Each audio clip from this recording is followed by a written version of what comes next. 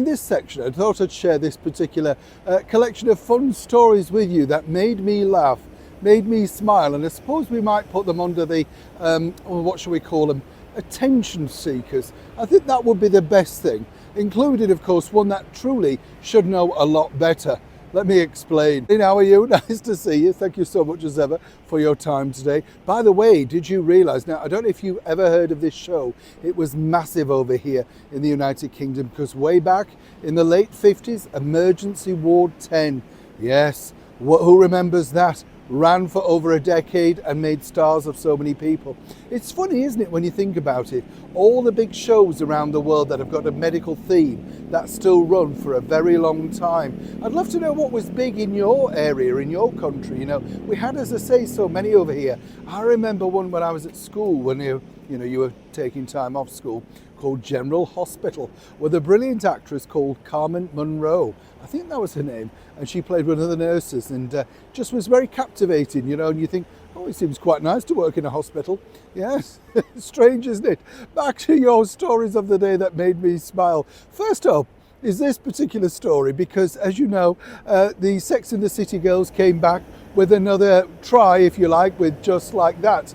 Currently we have over here Sarah Jessica Parker appearing nightly on the London stage in Plaza Suite. Neil Simon, right? Doing incredibly well.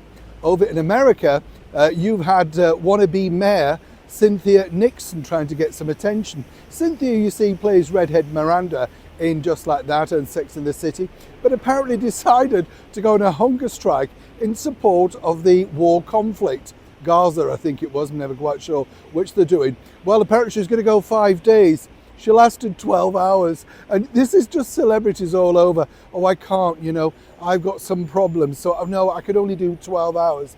You see, one rule for one. Also over here, a one-time sort of controversial designer, Catherine Hamnett. Now, she was sort of famous, if you like, for the big T-shirts of the 80s.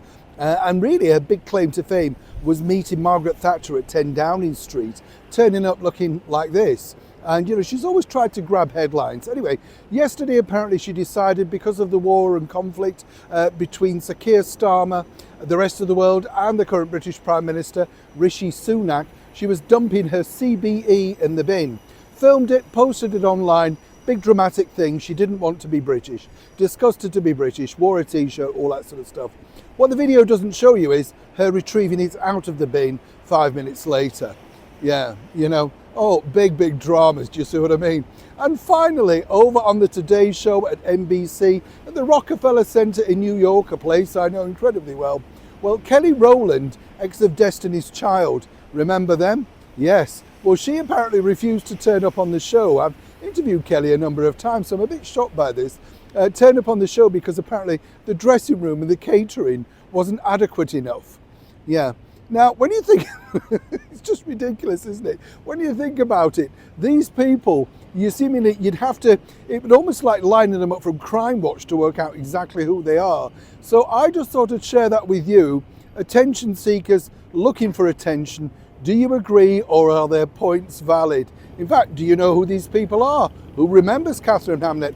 But of course now, her sort of big thing of chucking it in the bin, all the meanwhile keeping it, of course, has become something that reminds people she's still around, even at that wonderful old age.